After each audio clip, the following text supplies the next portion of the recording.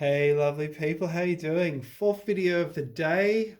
We're going to look at the mystery of the Lechia Empire.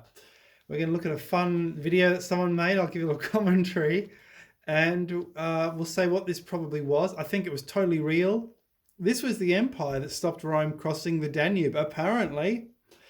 And here's the funny thing. So when the Christians went and ravaged the New World, burned the Mayan manuscripts, well, other Christians a few centuries earlier had done the same thing in Eastern Europe, burned all the books. So we don't know much about the history of Central Eastern Europe as a result. But we know that Lechia is an ancient name of Poland, but we don't know really any history from this time. And we don't know when it was the ancient name of Poland. But one of the reasons we know there was a big empire here called Lechia is that very far away countries call Poland to this day this name, Lechia. So Lesa in Old Norse, Lenkia in Lithuanian, Lechia in Romanian, Lengyerosiag in Hungarian, Lechastan in Armenian, Lechistan in Ottoman, Crimean Turkish, Lechistan Lukhistan in Middle Azerbaijani, Lechistan in Persian, Lechistan in Uyghur. These are the people as far as China, Uyghur. These are the ones being oppressed at the moment. And as far as China, they know about this empire called Lechistan. Lexistan in Tatar, Bakar, Siberian Tatar, Leichistan, Lechia, Lech in Karim. This is in, I think, this is in Crimea, a language. So, and the name derives from the first ruler of Poland, Lech. And the West Slavs are called Lechitic languages. And there you go. And that's about it. We don't know too much about them. But here's the thing, people. There are Polish chronicles which talk about this empire, and they say it was a very massive empire, which seems to correspond to what we call the West Slavs. And the Slavs must have been a kind of empire. They stretched over a vast area. Who was their leader? We don't know. They must have had a leader. We don't know when it was conquered. According to conventional history, it was conquered in the 500s, the 600s, the 700s, the 800s, but no leader is provided. But ancient history in Poland actually says the leader was the 5th century BC, as far as back as the 5th century BC. So let's look at this fun, slightly ridiculous video by a man called Janusz Pieszek. Check his books, but here we go. All right, get ready, here we go. Author of books pertaining to the history of Poland. There we go. Okay, here we go. And you might laugh a bit. It's a little bit ridiculous. I look at this and I think, where the hell did the Germans live? I look at conventional history, I think, where the hell did the Slavs live? So here we go. European Sarmatia. So this is the empire, the Slav Empire, based at Kodan and Szczecin, Szeszt, Gniezna, Karadom. So Poles actually like this theory because it's actually, as you see, it's centered around, it's actually based out of Poland. That's what the manuscript, the old Chronicles actually say. They say this was a vast empire, and it was based in, the capital was in Poland. Here we go. Lechia. And it looks like they've conquered part of Gaul. Oh, there we go. They've conquered part of England. They've conquered Scandinavia. So maybe this author goes a little bit too far. They've conquered Venice, but why not? They're the Vends. Why not? It just goes on and on and on. So the 6th century BC. This is the 6th century BC, would you believe? And now he's saying the capital moved to Galenos in the Far East. And it goes on and on. We're more than halfway through. And now he's calling it the Confederation of the Swevov, the Swabs, who are basically, I'm sure he's saying they're the Swebs, as I've been saying. And they've conquered Bavaria. They've conquered this area in France.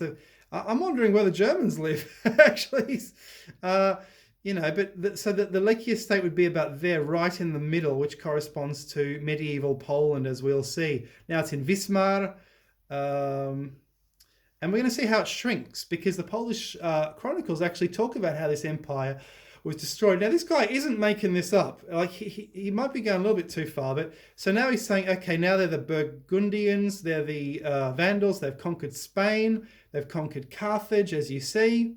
Italy, they've conquered Italy. They're the Vandals, they're from Poland, they've conquered the Roman Empire. And meanwhile, the Germans are over here. All right, I'm going to start tapping again. Someone wants me to tap. Meanwhile, the Germans have conquered France, and the Slavs have conquered that area there. So now we're going into the post-Roman era. It's called Lechia. This is the country these states remember. And now we're moving into the 9th century AD. Boom, it's shrunk.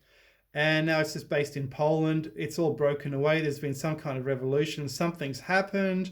And now the Polish state is established. And I've always thought, why are the early Polish kings called dukes and princes? Surely they should be called emperors and kings. And this is the reason. It's basically the reason. So let's have a look. So right in the middle of this huge area opposing the Roman Empire is actually the Lugi, or the Vandali, the Lugi. And their state is basically, it corresponds to this area here. It's the Przewóz culture. And as you see, it's actually the center with Krakow. That's the capital of medieval Poland. But it's actually centered around this whole area here, which might be tributaries of this empire. That's basically Lechia. That's probably where it comes from. The Lugi, the Lugi people. There's medieval Poland. It's in the same area. That's kind of the Vandal state, the Przewóz culture. That's where the Vandals come from. It's sort of the same area. And now we're going to look at a chronicle, really, and see what happened. So there's a medieval chronicle called the Chronicle of Great Poland. It's anonymous. We don't know who did it, but it seems to be someone in Poznan. And it's also known as the Chronika Lekitov I Polakov. So of the Lechs and the Poles. So the Poles are sort of a successor state to this Lech empire. And you're going to be amazed. It talks about establishment in the 5th century BC. It talks about wars with Julius Caesar, war against Alexander the Great. It says they defeated Alexander the Great. And it says this was a huge empire, which can only have been the Slavs. And if it was, then the Slavs couldn't have come out of a swamp in Belarus 1,000 years later, because that's not what the Chronicle says. It says this empire was around since the 5th century BC. So this is history. This is actual history. Forget about Wikipedia. This is history. Written, around 1296. AD 1296. This is history. And the Chronicle explains the origin of the Poles with the help of the legend of Lech, Czech, and Rus. How that works is it says Lech stayed where he was, Czech went south, and Rus went off to the east, and they made this empire. And they were 3 brothers. And it says here, let's go down. So it talks about editing the manuscripts, the editors, etc., etc. We don't need to know too much about this.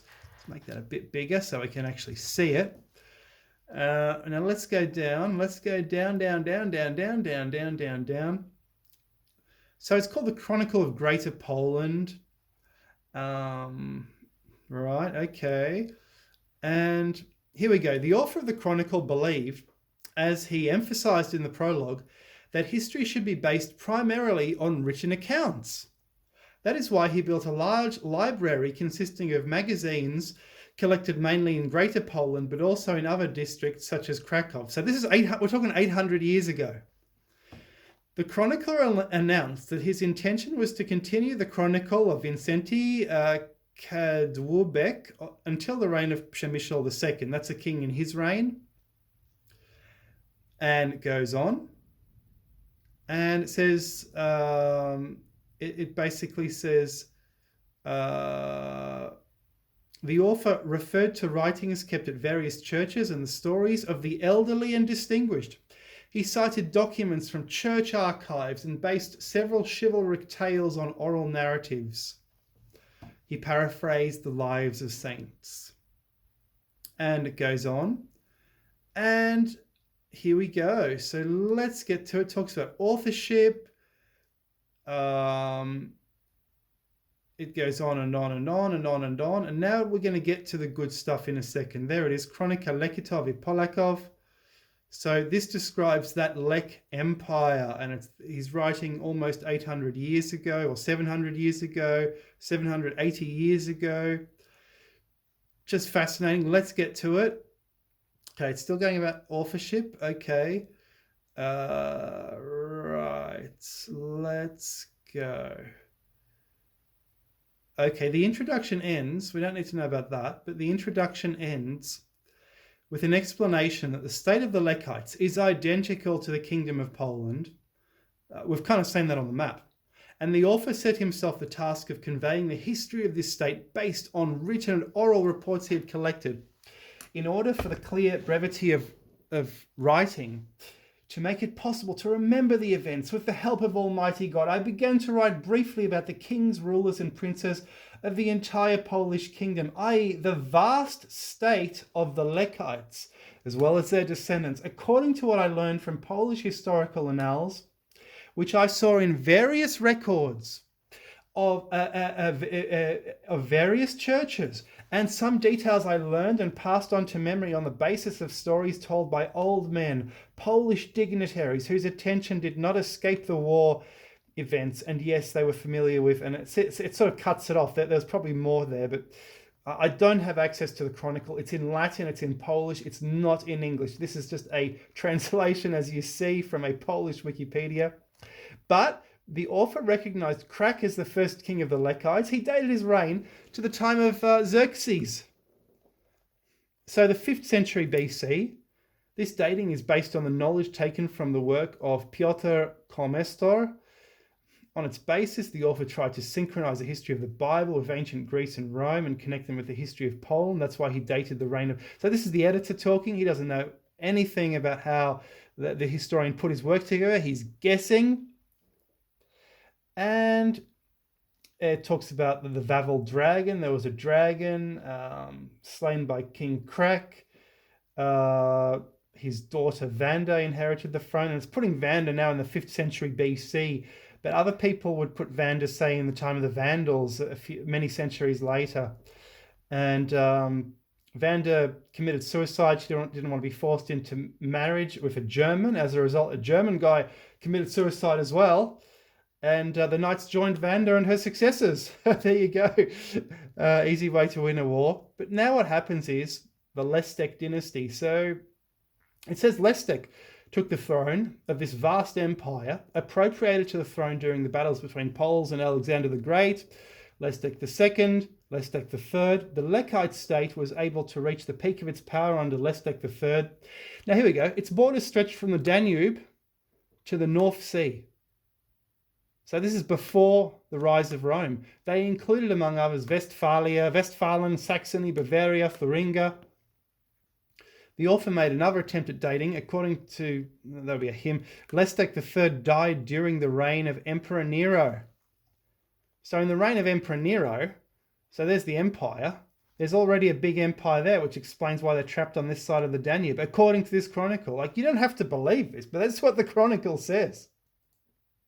I mean, this is amazing. This is just amazing. So the chronicler turned to the story of the firstborn son of Leszek III, Pompilius. He ruled briefly and was a grandson of Julius Caesar because the ruler of Rome offered his daughter Julia Leszek III's hand.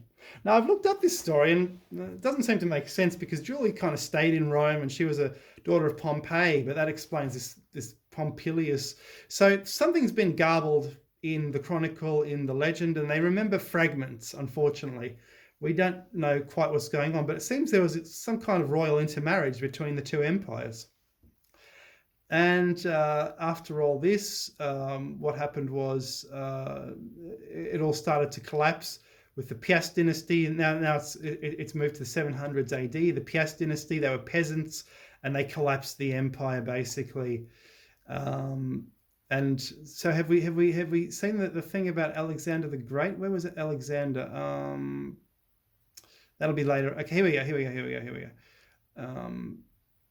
So it basically says that we'll see later on that Alexander was defeated in battle, and this would have been early on in Alexander's time. Defeated in battle by this state. Alexander did campaign to the north. He turned around, he defeated, in the Greek history, he defeated everyone, and he turned around because of a revolt in Athens. In this history, he was just defeated, and he turned around. So there you go. And then what happened was Poland lost all its empire during the rule of Piast and Shemovit. This was a dynasty of peasants. They took power. So this was in the Dark Ages. There was some catastrophe, as we know, in the Dark Ages, and probably this is why the empire collapsed. The aforementioned princes have the following countries. And these are all the princes of this vast empire and how it all fragmented. So part of Hungary, Kashubi, Pomorze, Danube and Moravia, Brandenburg, Slavonia, Carinthia, the Elbe, Odra river, between these rivers, it goes on and on and on. Magdeburg, another stronghold called Dahlen, which the Germans called Dahlenburg. Ksheshimir owned a part of Jevina, which is now called Holzaya, near Schleswig. So this a castle on the shore of the North Sea. It goes on and on and on, and on and on and on, and then it's kind of cut off again. The quotes are cut off here, but we explained earlier how big this empire is, didn't we? So it's just fascinating. It's just awesome, and then it goes on and on and on. So it is just a fascinating chronicle. I wanted to show you that the empire is discussed. We've seen in another book that earlier in the Gaullus Anonymous Chronicle that this empire is also discussed. It says Poland is merely a part of Slavonia, which extends to the Danube, to all these other areas. So that would explain why they're dukes and princes of Poland, not emperors and kings in the early history of Poland. And then they gradually became an independent state after the Dark Ages catastrophe, which destroyed this empire, which kept the Romans at bay. Guys, thank you so much, and I hope you've enjoyed this little video on the Lech Empire. What do you think of the Lech Empire?